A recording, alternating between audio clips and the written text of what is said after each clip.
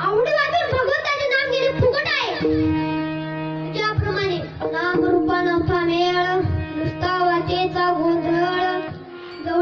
चित्त काय मांडिले प्रेत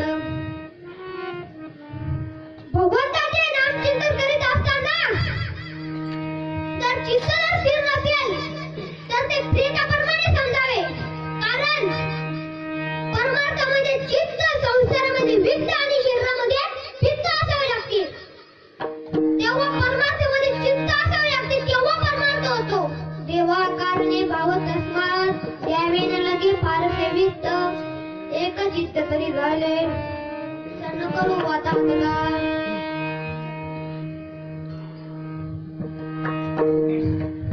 भगवंताचे नाम चिंतन करीत असताना आवड प्रेम चित्त जर स्थिर नसेल तर ते व्यर्थ आहे ज्याप्रमाणे सासूसाठी रडे सून भावांतरीचा भिन्न बोले गातली रडाया रहस्यो आणि माया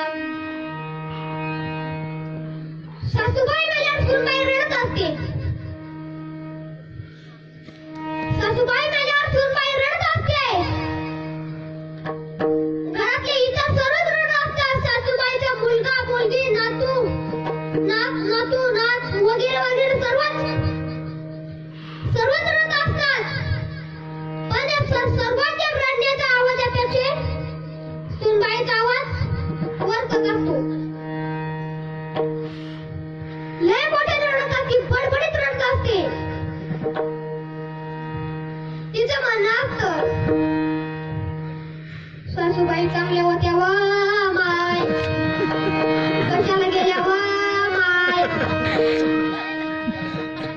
आणि मनातला भाव काय असतो बरी मेली कटकट असं तिचं अशाच प्रकारे काही भगवंताचे नाम चिंतन करताना दिसतात पण त्यांचे सर्व चित्त घराकडे असते त्यांचे सर्व चित्त बायकात मुलात घरात असते कीर्तनाला जातो पण सर्व चित्त घराकडे असते दाराला कुलूप लावली पण झटका मारला नाही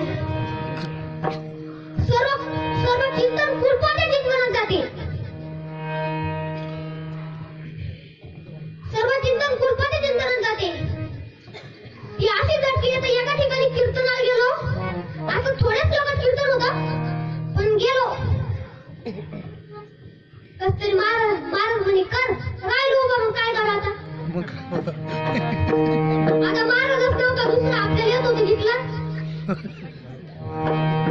गेलो उभा मी कीर्तन करायला लावली असं उभं का असं झटकी आता पुन्हा असं झटकी ते तीनला चालत म्हणलं दादा कहून दादा आज कोण करावा तो म्हणतानी मो चालू तुमचं चालल्या म्हटलं जाऊ दे आता ऐकत नाही तरी पुन्हा उठे का आम्हाला चांगले जोरावर झटकी द्यायचा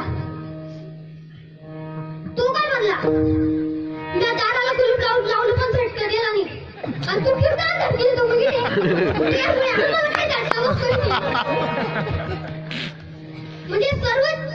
सर्व कीर्तन कुलपणाच्या चिंतनात जाते असं काही माणसाचा सर्व जन्म संसाराच्या गुजराण करण्यातो शेवट मरतो पण देवाचे नाव घेत नाही सर्व चिंतन प्रपंचाचेच करतो सर्व चिंतन प्रपंचाचेच करतो विठ्ठला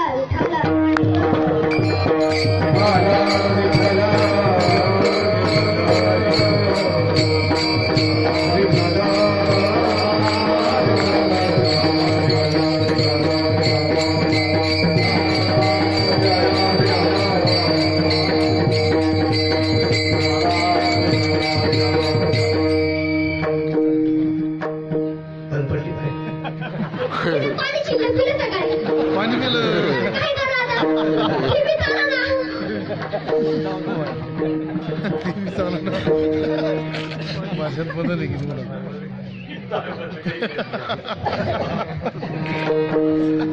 नाही ज्यादा का जाऊन टाइमावर करू ज्यादा से आपला आपण ज्यादा हुशार भी नाही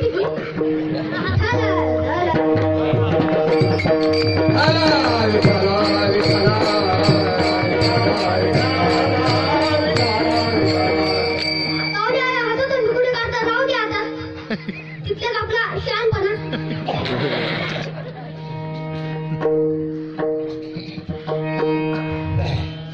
सून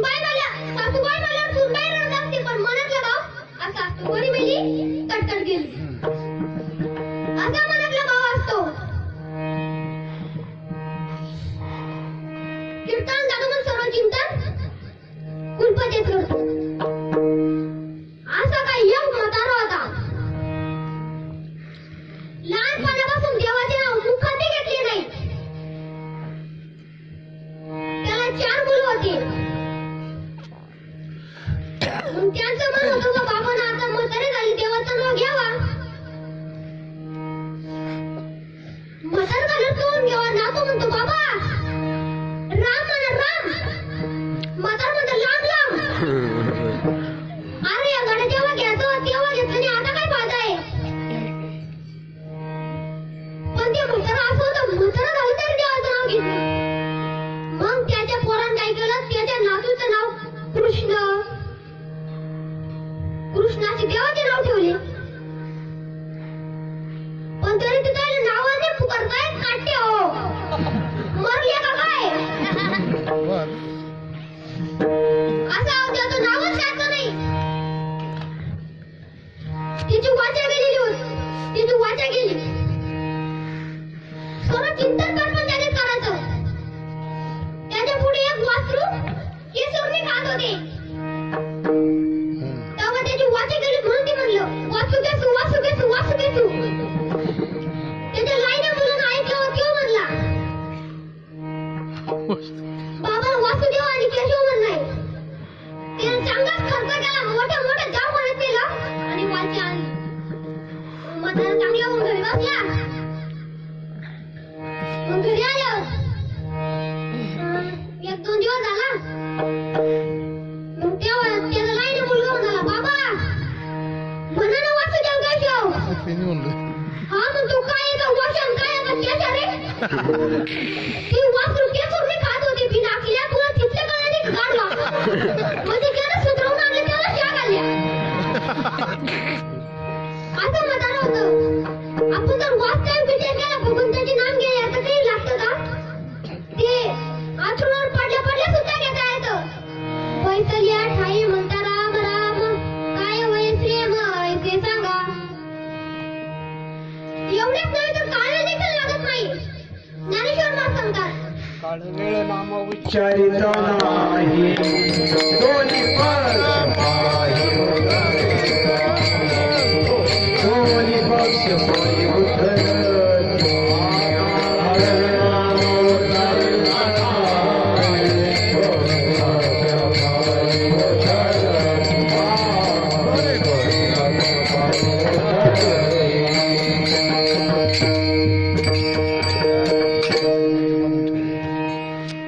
काळ वेळ नाम उच्चारिता नाही दोन्ही पक्ष पायी रती.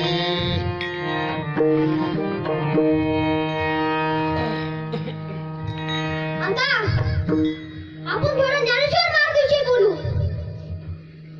ज्ञानेश्वर महाराज संत झाले. त्यांची समाधी वयाच्या 16 वर्षी ते समाधी घेणार.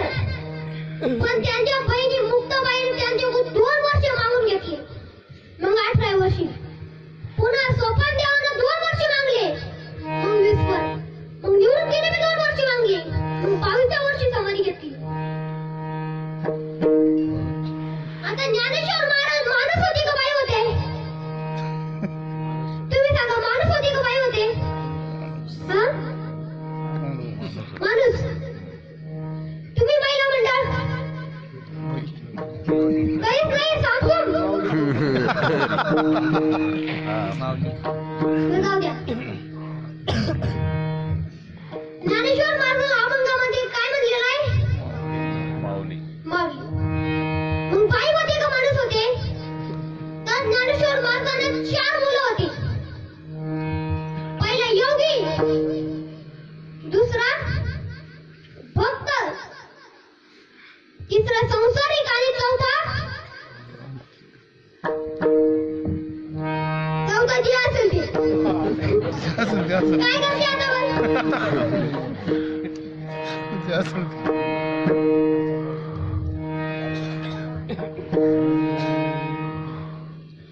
योग्य करता गीता लिहिली. भक्ता करता ज्ञानेश्वरी लिहिली. आणि आपल्या संशयी करता हरी हरिपाठ लिवला आणि चौथ्या करता जे असेल ते मग काय करते त्याचं नावच नाही माहिती ही काय माहित करते मग चाल द्या पण ते फुकटचं आहे ना चला चला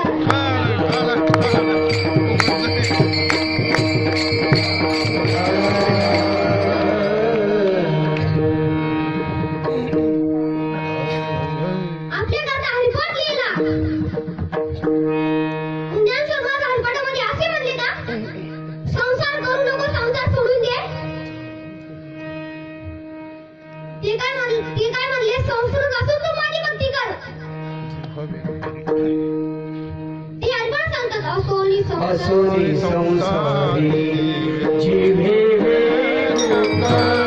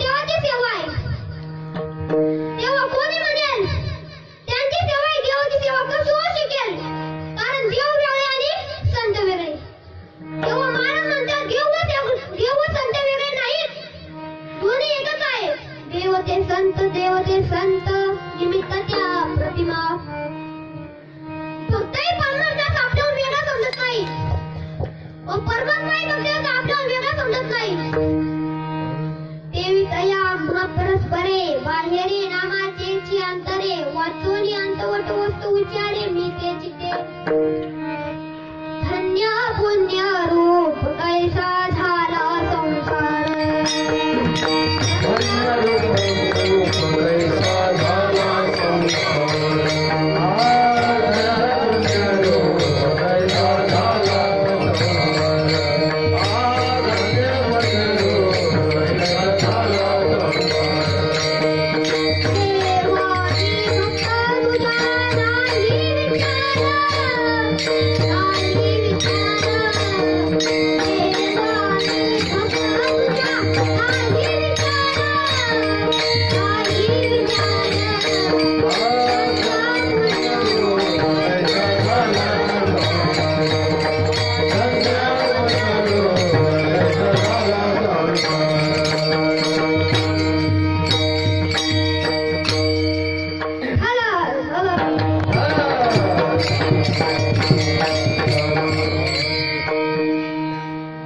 एकांगी दोन्ही झाले निर्माण देव भक्तपण स्वामी सेवा मोठ्या प्रेमाने संतांची सेवा करणे देवाला आवडते व संतान सेवा न करण्याची देवाची सेवा केली तर अवघा भार वाटे देवा संत सेवा करता स्वतः बघून सांगतात सिद्ध करून पूजा संभार माझ्या पूजेचा अत्यादर पूजा करिता एकाग्र साधू नर घरा येते त्या साधूची पूजा करिता तो माझी पूजा करी सर्वदा सेना माझ्या हानीकारी नाता की तो माझ्या गाता पर्वताला उत्तम प्रकारची पूजेची सामग्री आणलेली आहे व एकाग्र चित्ताने देवाची पूजा करत असताना एखादे साधू पुढच्या घरी आले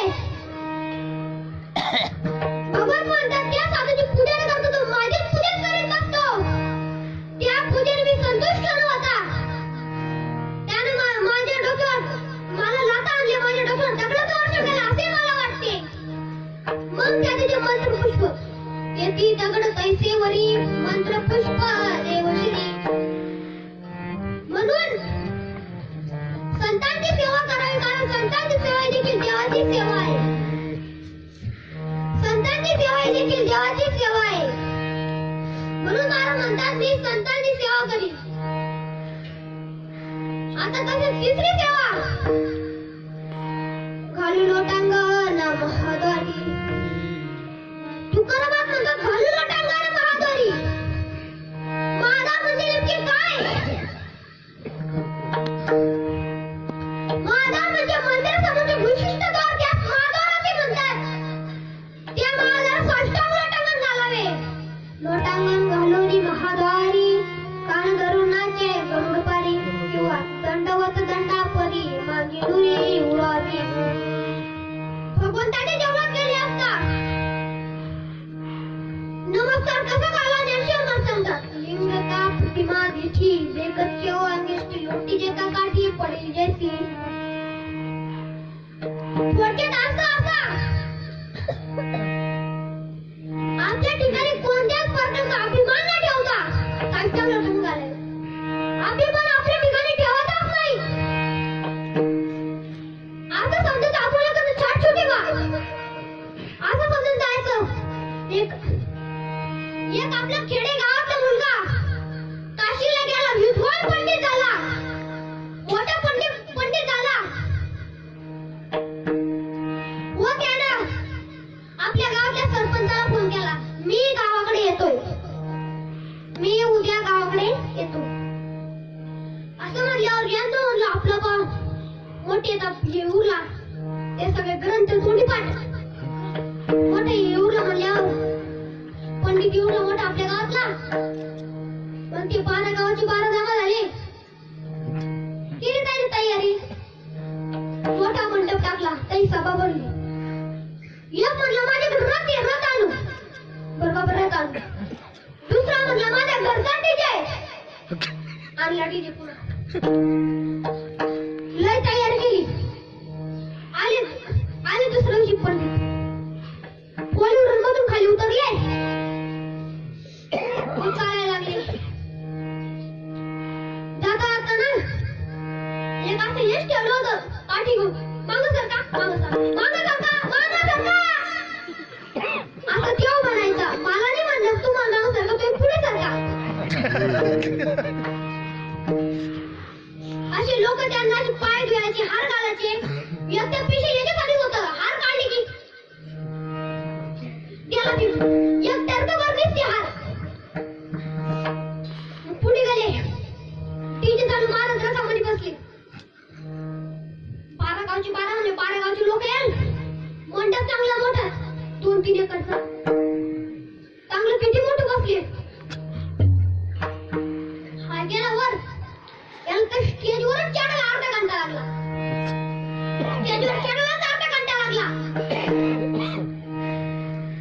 वर गेला, त्याच्यासाठी जम्पिंग झाली होती. जम्पिंग म्हणजे बसला की असं होणार. त्याला म्हणजे जम्पिंग झाली, ती गाडी होती. हा गेला वर, बसला गाडीवर, मस्त आराम भेटतो त्याला चांगला.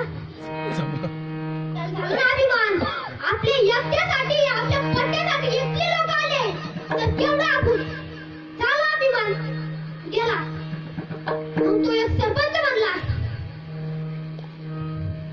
तुमच्याशी पंडित, आपल्या गावचा मुलगा काशीला गेला, विद्वान पंडित झाला, ते तुमच्याशी काहीतरी 2 शब्द बोलतील की तुम्ही शांत चित्ताने ऐका.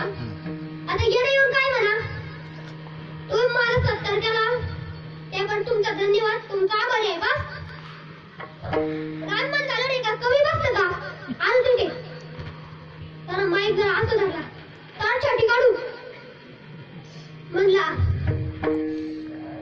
कोणाला जर काही प्रश्न विचारायचा असेल तर मला विचारा, कोणत्याही प्रश्नाचं उत्तर द्यायला तयार आहे. ते मंडपात बसेल होते का. पहिला वाटलं का आता मोठा पंडित म्हणलं सगळं माहित असेल, चांगलं तर आपल्याच घेतलं ठेवल म्हणून. पण एक शेतकरी होता आपला, तो नेमका माळावरून आला, पाय गाड्याने भरलेले, शेळी बांधत असताना त्याचे शब्द कानावर पडले. तो पळत आला मंडपात, कोपऱ्या उचलून कोपऱ्यावरशी गेला स्टेजच्या. मग एका म्हणला मला प्रश्न विचारायचा आहे.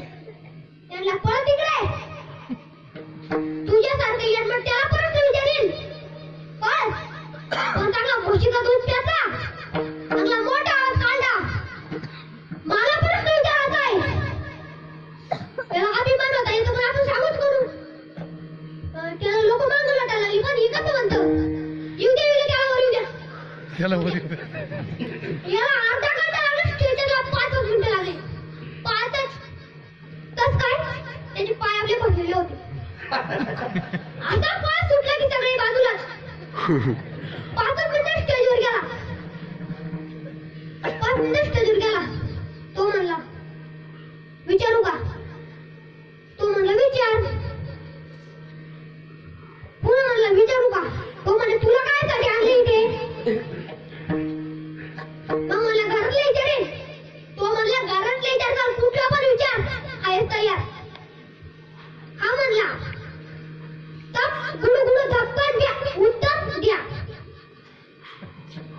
याच्या कोणी ग्रंथ असतील काय. आता हे लागले विचार करायलाच बोललो. नाही यार, मग हे काय ते तरी पण म्हणलं तप गुडगुड धक्कन द्या, उत्तर द्या. पण याला कुठे उत्तर द्यायला लागलं. हा म्हणला सांग उत्तर. तू म्हणलं तू सांग ना, तू तर सांगतो ना.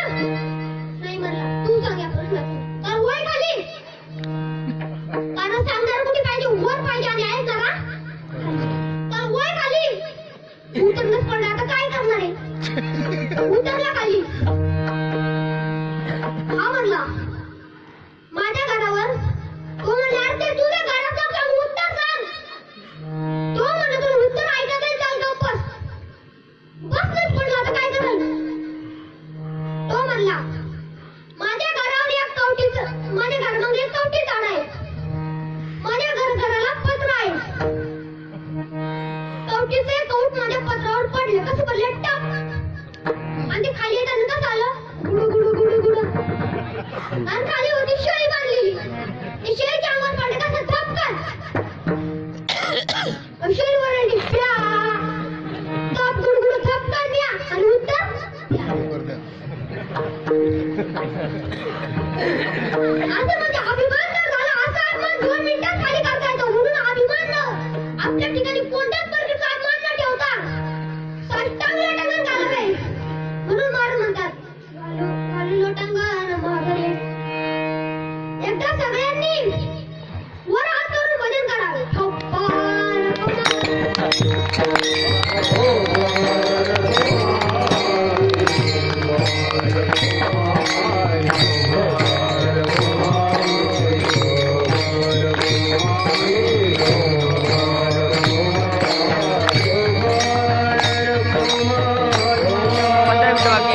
पंधरा मिनिटं बाकी 15 12ला 15 मिनिटं बाकी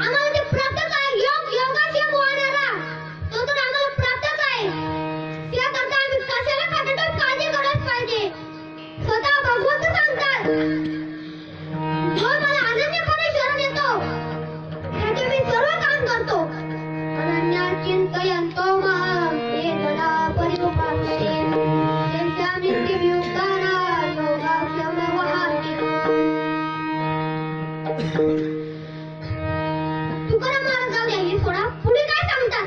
आपला वेळ संपणार आहे. पुढे काय सांगतात? होईल उदास सर्व. आपण घरात पाहत असतो, नवरा बायकोची भांडण झाली असता पटत नाही म्हणून त्याविषयी उदास होऊन राहतो. किंवा एखादी गोष्ट मनासारखी झाली नाही तर त्याविषयी उदास होऊन राहतो. तर उदासीन म्हणजे असे उदासीन का? तर नाही. ज्ञानेश्वर महाराज ज्ञानेश्वरीमध्ये लिहित असताना सांगतात, व्यापक आणि उदास वैसे का आकाश तयाचे मानस सर्वत्र का.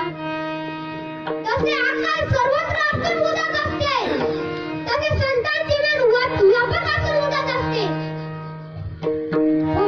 फक्त ऐसे जाणारी तेही उदास गेले आशा पार. उदासीन म्हणजे असे उदासीन. होईल उदास सर्व. तेव्हा भगवंत तुकोबरायनं म्हणाले, तुकोबराय, आता जो चौथा प्रकारचा पुरुषार्थ आहे ना, मोक्ष करता तुम्ही काही करा किंवा नाही. तर महाराज म्हणाले, ते माझा अंगात पाठवतो. मोक्ष मागरी कामनी देवास, मोक्ष मागरी कामनी देवास, मोक्ष मागरी कामनी देवास, मोक्ष मागरी कामनी देवास,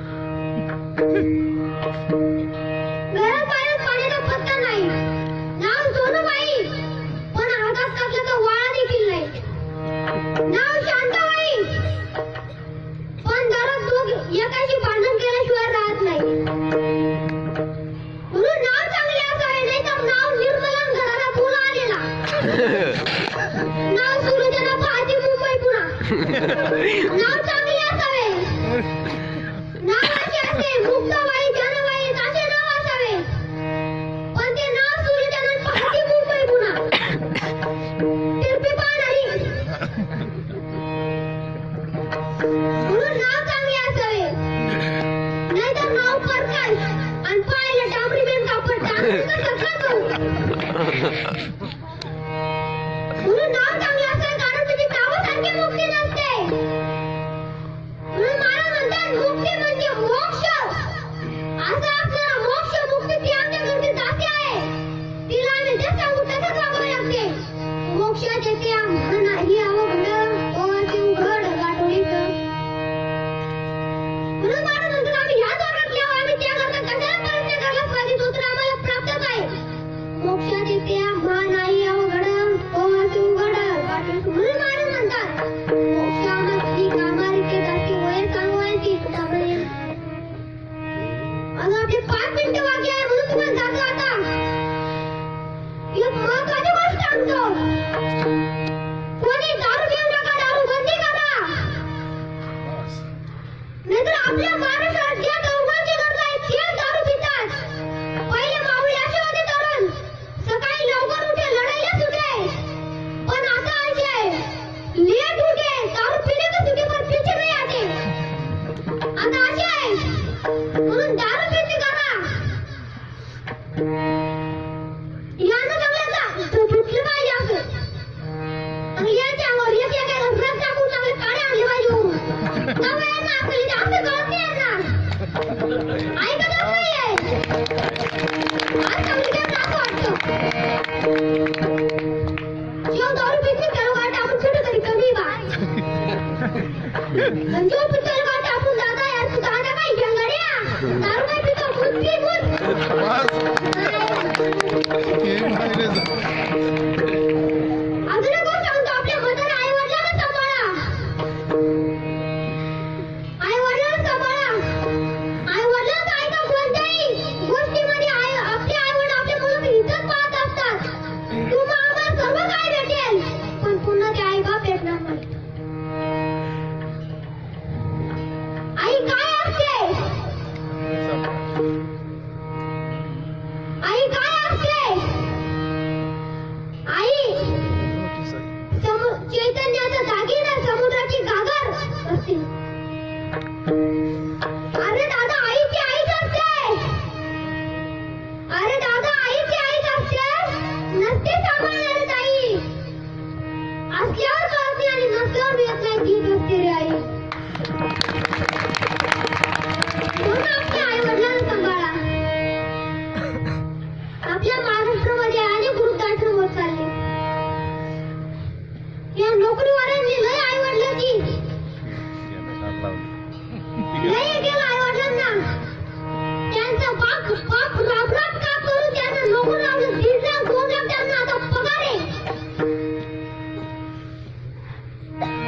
आता त्यांचं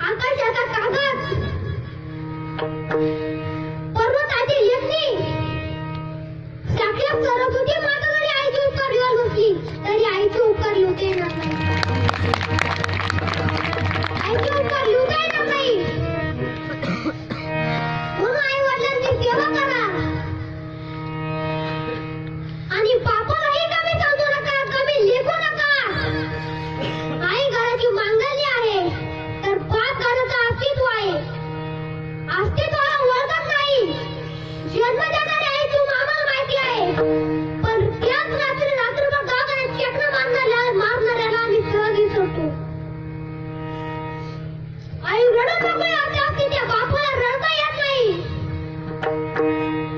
त्या बापाला रडतात की तुम्हाला वाटत असेल बाप मारधोड करणारा असतो, बापाला बघायचं नसतं. पण बापाला जर खरं बघायचं असेल ना तर नारळ बघा.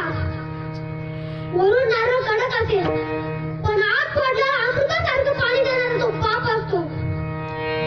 बाप हा घराचा पाया असतो. पाया तुटला म्हणजे वरचं काहीच कामाचं नाही असतं. आई रडून मोकळी होतात की त्या बापाला रडता येत नाही. एखाद्या मुलीचा लग्नाचा प्रसंग डोळ्यासमोर ठेवा. लग्न जमतं तेव्हा ती मुलगी आईला म्हणते, आई माझं कसं होईल ग? आई म्हणते, बाळा तुझं चांगलंच होईल.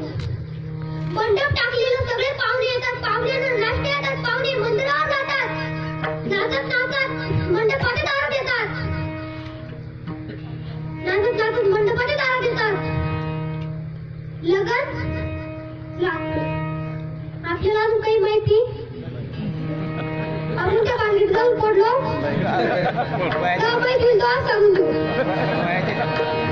म्हणजे लगन लागते. लगन लागते. लग्न आलं मुलगी सगळ्यांच्या पाया पडते, रडते. आई फार रडत असते पण बाप म्हणतो कशाला रडते, चल घरात. आई बाप म्हणतो कशाला रडते, चल घरात. आपली मुलगी तिच्या नवऱ्याला चांगलं ठेवेल, सासू सासूला चांगलं सांभाळेल. कशाला रडते, चल घरात. मुलगी रडून मुलगी वाटी लावली की घरात जातात. व सगळे पाहुणे निघून गेले. एका कोपऱ्यामध्ये रडत बसणार तो बाप असतो. म्हणून आई वडिलांना सांभाळा. आई बाबाचे उपकार विसरू नका. आणि बेवड्या दारू घेऊ नका. इतर काही काम नाही आणणार. अरे जाम पर जाम पीने से क्या फायदा? जाम पर जाम पीने से क्या फायदा? सुबह पियोगे तो शाम को उतर जाएगी. सुबह पियोगे तो शाम को उतर जाएगी. लेकिन एक बार हरी नाम का प्याला तो पी के देख, तेरी जिंदगी सुधर जाएगी. म्हणून कोणी दारू पिऊ नका. आपल्या आई वडिलांना सांभाळा. वृद्धाश्रमामध्ये नेऊन देऊ नका. आणि असले तरी त्यांना उद्या सगळेच वापस आणा.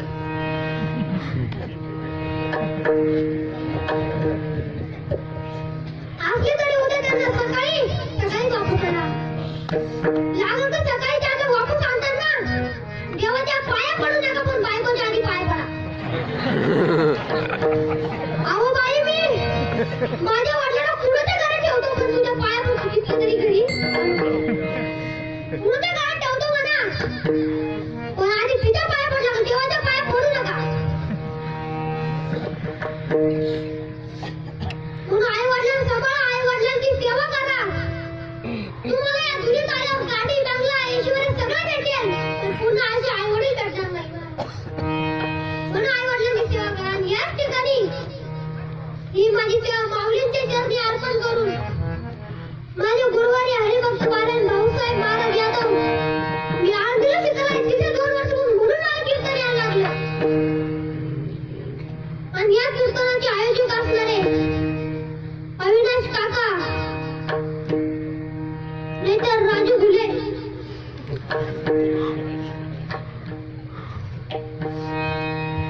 यांच्या विनंतीमुळे मला ही सेवा आली. नाहीतर मला काहीच येत नव्हतं. यांच्या विनंतीमुळे सेवा आली. आणि ही सेवा माझ्या गुरुवारी भाऊसाहेब महाराज यादव यांच्या चरणी अर्पण करून